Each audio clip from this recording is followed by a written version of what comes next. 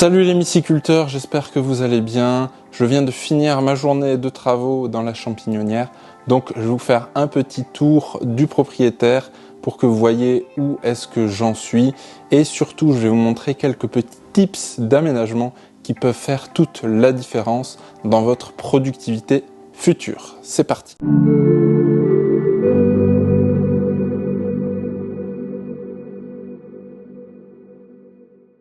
Alors tout d'abord, tout va commencer ici, donc qui va être donc mon espace de production. Donc comme vous le savez, j'ai construit le premier stérilisateur ici et j'en aurai un deuxième environ juste à côté en fait. Donc ce que j'ai fait, c'est que j'ai tiré déjà une première ligne d'eau froide ici pour alimenter en fait du coup l'alimentation d'eau pour ce qui est de la réalisation de la vapeur. Et j'ai amené ici une ligne d'eau chaude donc qui va arriver par ici à côté du stérilisateur pour ce qui est la fabrication des sacs.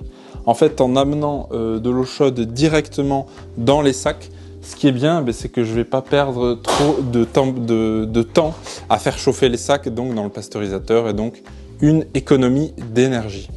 Ensuite, donc ici là, c'est le pellet que j'ai commandé qui est prêt à produire. Et ici, j'aurai ma petite zone, donc toujours de production, de réalisation donc des emballages et des paquets pour les champignons à vendre. Et donc, cette pièce, ce sera le laboratoire, donc un labo classique. Je vais faire une porte de 90. Pourquoi 90 ?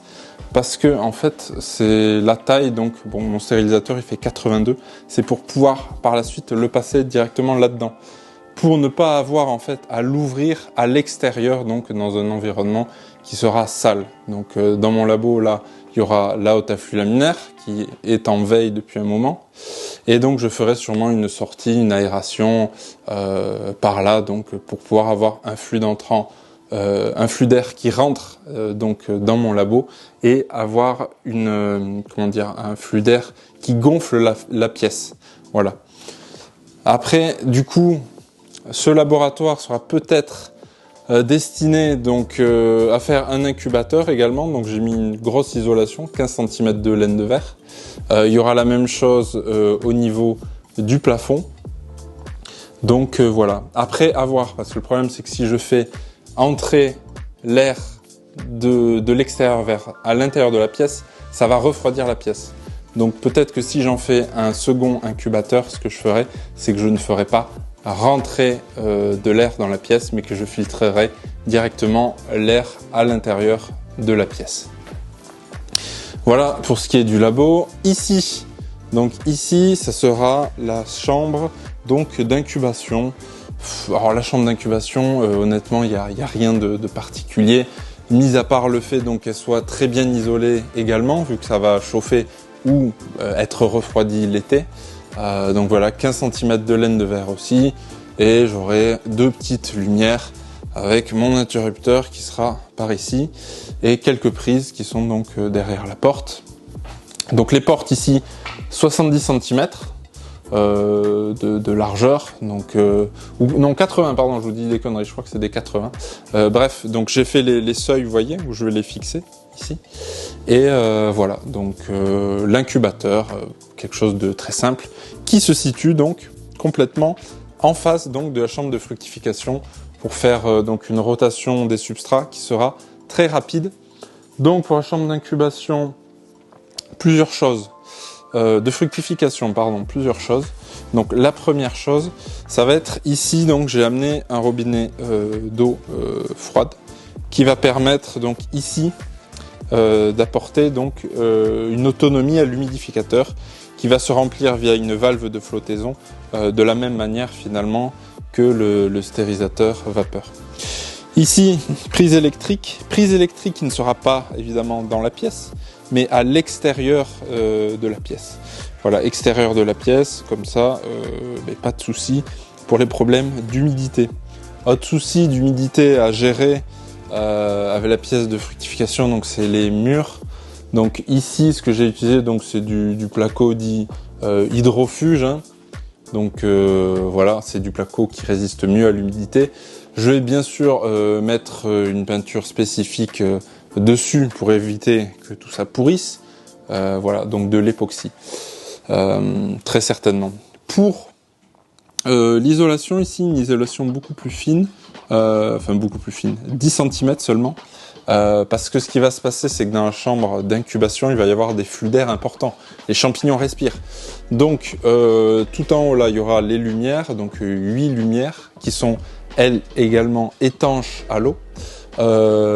Pour les lumières, donc qui seront du même type que celle-ci, en fait, il faut que vous regardiez ce qu'on appelle l'IP, pour avoir des néons, donc des lumières dans des zones humides ou poussiéreuses. L'IP, par exemple, celles-ci sont IP67, IP67. Le 6, ça représente la protection à la poussière. Et le 7, ça représente la protection à l'humidité. Donc vous avez ça pour les lumières, également pour les ventilateurs. Donc pour la ventilation qui sera située par là, avec les lumières qui seront disposées tout en haut, il y aura un double flux d'air, donc un flux d'air qui sort complètement à l'extérieur, parce que ça va être un flux qui est potentiellement porteur de spores, et donc un flux d'air qui rentrera. Avec une double possibilité, soit que la prise d'air soit directement faite ici, donc à l'intérieur du garage, ou bien que je puisse le brancher pour avoir une prise d'air à l'extérieur du garage. Donc évidemment, il ne faut pas faire la sortie d'air au même endroit, donc j'aurai sûrement la sortie d'air là et une entrée d'air par ici, quelque chose comme ça, voilà, pour qu'il y ait éventuellement une prise d'air qui soit faite, notamment la nuit s'il fait frais ou le jour s'il fait chaud, voilà, en fonction des saisons. Donc je me laisse cette possibilité là. Voilà. Ici, donc j'ai l'entrée, donc c'est l'alimentation d'eau générale de ma maison. Petite trappe hydrofuge, pareil, pour pas qu'il y ait de problème d'humidité. Et en haut, bon, j'ai mis une épaisseur de laine de verre de 15, pas de 10 comme pour les murs. Comme ça va permettre aussi à mon salon d'être isolé. Bref, donc voilà, j'espère que cette petite vidéo vous a plu. Évidemment, vous n'êtes pas obligé de faire autant de travaux. C'est juste que moi, je veux quelque chose qui soit périn, qui tienne dans la durée. C'est d'ailleurs pour ça que je mets des immenses couches d'isolation aussi, pour que ça me coûte le moins d'énergie à l'intérieur. Donc voilà, j'investis un petit peu de capitaux là-dedans. Et à côté de ça, j'aurai une économie d'énergie. Donc pour le moment, au niveau des dépenses, je viens de dépasser donc les 10 000 euros, ce qui est pas énorme vu que ça comprend toute la fabrication de...